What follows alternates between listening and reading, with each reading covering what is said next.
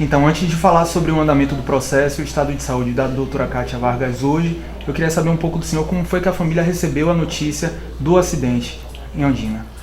Bom, eu estava no meu consultório, estava atendendo, perto das 9 horas eu recebi uma ligação de Kátia, chorando, dizendo: olha, eu sofri um acidente, venha para aqui agora. Eu fiz: aonde foi esse acidente? Ela fez: em Ondina, aqui no Aparte Hotel. Eu fiz: você está bem? Ela fez: eu estou bem. E aí eu, um susto muito grande, eu nem tentei dirigir, porque eu sei que eu não teria condição, peguei um táxi, né? Eu estava ali na Garibaldi, fui direto para Ondina, automaticamente liguei para alguns amigos meus também que moram perto e expliquei a situação, né? Chegando lá, Kátia estava lá no estado de choque, né? Com o carro batido na grade, chorando bastante, né? E foi assim que eu descobri. Os meus filhos eu tive que contar com muito cuidado, né? Porque são muito ligados à mãe, né? E aí a gente pediu com muita calma, com a ajuda de psicólogos, para contar o acidente, porque eles fatalmente viriam na mídia. Os meninos hoje estão sempre em internet, estão sempre em mídia, então eles conseguem tudo isso. Então a gente teve muito cuidado para minha sogra, que é uma senhora de 80 anos de idade, e meus 2 filhos. Eles estavam aqui em Salvador no dia do acidente? Sim. Certo, eles estavam aqui. E hoje, como é que ela está? Ela está presa há mais de um mês, né? E como é que está o estado de saúde dela hoje? Kátia está muito deprimida, extremamente deprimida com a situação, né? Porque ela jura inocência, ela disse que jamais faria qualquer tipo de atitude de jogar o carro em cima de 2 motoqueiros, né? Jamais faria esse tipo de coisa. Aliás, não é o perfil dela. Eu conheço o casal há 18 anos com Kátia. A Kátia é uma pessoa extremamente tranquila, aliás, muito mais tranquila que eu, né? Sempre no trânsito, ela sempre foi muito prudente. Vocês podem investigar que não tem nenhum tipo de acidente com ela em relação a isso. Ela vinha de uma aula de dança, né? Nosso casamento estava numa fase muito boa.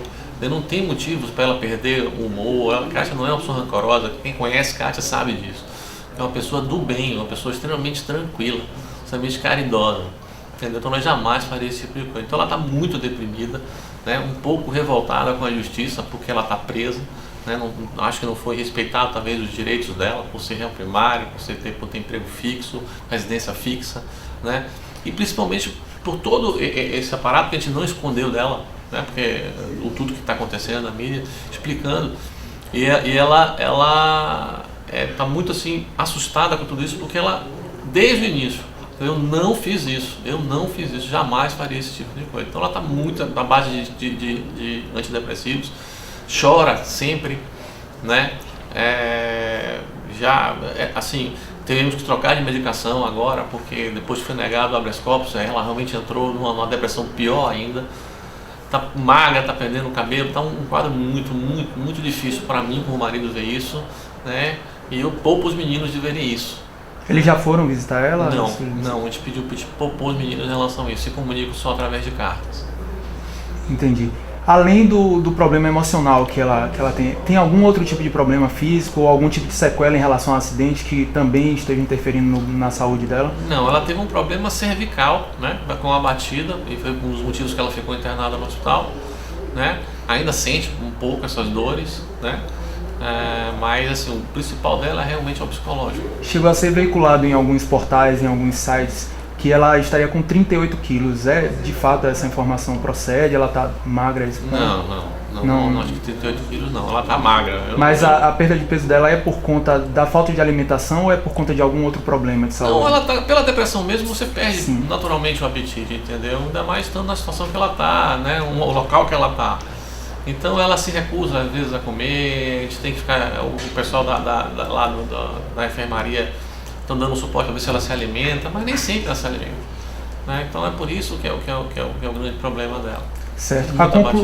A conclusão do laudo do DPT já chegou ao conhecimento dela? Ela já teve essa informação sobre o laudo? Não, como foi que ela encarou eu isso? preferi isso para que o doutor Sérgio falasse com ela. Essas coisas assim, eu prefiro que o advogado fale com ela, explique isso para ela.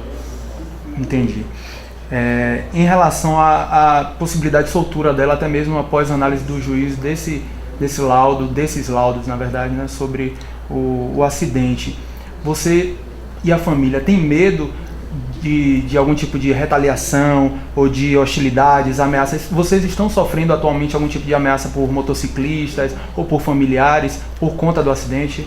No início, tiveram algumas ameaças, né? Tanto para mim, como no meu consultório, como para meus filhos. E é por isso que meus filhos nem para aula estão indo, né? Estão estudando mais em casa, nós temos que redobrar a atenção, né? Mas ultimamente não. Na realidade, o que eu acho e que é o que eu sempre peço, é que as pessoas não prejulguem. Eu acho que o grande erro que teve foi que às 6 horas da tarde do dia do acidente, né, a delegada-chefe simplesmente condenou, executou minha esposa. Disse que o vídeo era conclusivo, que ela perseguiu a moto, que ela bateu na moto. Então você vive hoje num país em que que vive num ritmo de estresse absolutamente grande. Entendeu? Então pegaram ela para Cristo mesmo, literalmente, né? Eu achei assim, eu peço que as pessoas não prejulguem isso, pelo menos ouça o outro lado, pelo menos veja os laudos que estão aparecendo, pelo menos veja quem é Kátia, antes de ficar prejulgando, chamando de assassina ou família assassina, como aconteceu no julgamento do habeas corpus. Entendeu? Quer dizer, a gente só pede isso. Eles querem justiça, nós também queremos, né? Eu não posso nem culpar os familiares deles. Lógico, eles perderam 2 pessoas. Eu sou pai, perder 2 filhos, meu Deus, abaixo passa na minha cabeça. Entendeu? Ainda mais uma delegada falando o que falou e a imprensa multiplicando isso, né? Então as pessoas acabam acreditando, porque nós ficamos calados, nós ficamos sofrendo. Então, sobre isso, sobre o silêncio da família, o senhor, porque, por exemplo, os familiares das vítimas, eles foram às ruas, fizeram protestos, você acha então que vocês precisavam também fazer essa mobilização, ou não, a opção da família realmente é até evitar essa visibilidade para... Não foi nem evitar a visibilidade, eu acho que primeiro você tem um respeito à outra família, né? Eles perderam 2 filhos, acho que teria que ter realmente esse respeito, entendeu? Vários colegas nossos tentaram fazer esse tipo de coisa e a gente segurou. Eu acho que o momento não é esse. Eu acho que o momento é de se provar a verdade. O que a gente quer é a verdade. Nada mais além daqui a verdade. Entendeu? Que não se cria um monstro. Porque se criaram um monstro, né? Ela foi lá, me perseguiu, bateu no fundo da moto, se magoou, não quis... Gente, isso não existe. Eu estou casado há 18 anos com uma pessoa que eu conheço e conheço muitíssimo bem. 18 anos de casado, fora o tempo que a gente namorou e ficou noivo. Entendeu? E jamais uma esposa minha faria isso. Jamais. Não é o perfil dela, e quem conhece ela sabe disso, entendeu? Então, o que a gente quer? Simplesmente isso, que as pessoas antes de pré-julgarem, de condenarem, entendeu? Veja as perícias que estão chegando, veja as testemunhas que a gente está tentando encaixar. Só para você ter uma ideia, o fato foi tão grave que eu tenho várias testemunhas que viram o acidente, viram que Kátia é inocente e que não vão depor porque estão com medo. E eu peço a essas pessoas que, pelo amor de Deus, percam esse medo. Mas elas estariam com medo de quê exatamente? Medo da reação da população, né? Medo da reação do pessoal dos motoqueiros, entendeu? Medo desse pessoal, porque é normal, né? Vocês receberam ameaças diretas de motoqueiros, por exemplo? Algum tipo de situação? Não, nenhum tipo de telefonema, tudo isso através de rede social. Sim. Entendeu? Assim, telefonando, ligando, e ligaram para o consultório falando também isso. Mas assim... O senhor continua realizando atendimento no consultório? Eu não estou com condição de operar, eu parei de operar, eu estou atendendo só 2 vezes por semana no meu consultório, mesmo assim, com pacientes limitados, entendeu? Porque realmente está difícil, muito difícil suportar isso, porque eu tenho que segurar a barra de minha esposa, que está numa situação difícil, de meus 2 filhos, de minha sogra, de minha mãe, né? Então os três pilares que eu me apoio hoje é Deus, no nome de tudo, segundo, minha família e meus amigos, né? E com o apoio total dos meus advogados, que eu confio plenamente. Entendi. Houve um contato da família do senhor com a família das vítimas? Chegou a haver algum contato até para, enfim, enviar uma mensagem que tentasse confortar a família, alguma coisa desse tipo? Houve um contato? Não houve esse contato, até porque a família ela está assim, muito revoltada, né? Então eu espero ainda no futuro poder ter esse tipo de contato, entendeu? Minha esposa também, entendeu? Mas primeiro precisa se esclarecer tudo isso, provar para essa senhora, para o pai, o padrasto, entendeu? Que não houve essa intenção de matar, que isso foi uma fatalidade, isso foi um acidente. Eu não tenho a menor dúvida que a perícia vai provar isso e a justiça vai ser feita, entendeu? Mas eu não quero que as pessoas acreditem em mim. Eu quero apenas que as pessoas não prejulguem, que as pessoas abram o coração, entendeu? Analise os fatos e chegue às suas conclusões, né? Porque tudo o que aconteceu até agora foi só de um lado, né? Um massacre que eu nunca vi uma coisa tão parecida, né? E agora que está chegando as provas, as pessoas tenham calma, né?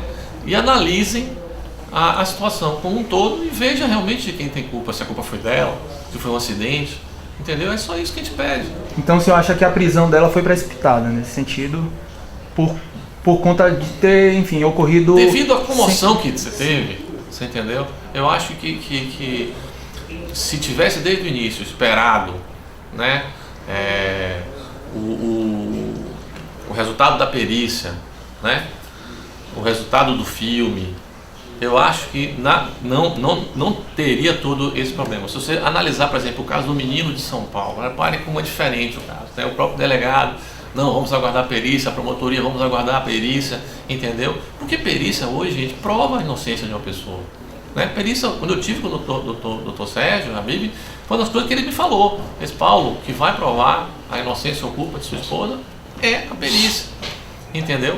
É por isso que a gente acredita na perícia.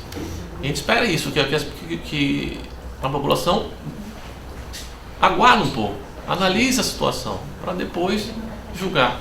Certo. Chegou a ser também veiculado em alguns portais de comunicação, em alguns sites, que o senhor havia dormido no presídio, que familiares também tinham tido regalias dentro do presídio. Que tinha celular, que tinha tablet. O que o senhor tem a falar sobre isso? Não existe isso. Não existe isso. Eu vou, às vezes, no presídio, eu sou médico, entendeu? Para verificar se a medicação de minha esposa está correta, se está faltando alguma medicação. Conversar com os médicos do presídio, conversar com o psiquiatra do presídio, conversar com o psiquiatra que a gente contrata, entendeu? Não tem tablet, não tem nada, ela nem televisão tem. Que até uma questão que a gente que ela não tivesse uma televisão, que tem direito, mas a gente não quis que ela tivesse televisão. Porque o senhor acha que a imprensa conduziu o caso de uma maneira... Sim, não tenho dúvida. Não todos os canais. Existem canais que são bem imparciais em relação a isso. Mas tem uma camada da imprensa que foi extremamente parcial. Extremamente parcial. Né? E aí faz realmente a opinião das pessoas. Né? A imprensa é formadora de opinião, né? Eu que chamo de quarto poder. Entendeu? Então, ela formatou bem essa imagem da médica monstra, da médica assassina, etc. E se esqueceram do outro lado, esqueceram da versão dela, se esqueceram da perícia, se esqueceram das testemunhas. E eu não tenho a menor dúvida que a gente vai provar isso, entendeu? É só questão de tempo. Que minha esposa é inocente, eu não tenho a menor dúvida disso, a menor dúvida disso. Eu não quero que acreditem em mim, eu quero que simplesmente que as pessoas analisem o fato como um todo, veja o resultado da perícia, né? Espero que o juiz, Dr. Moacir,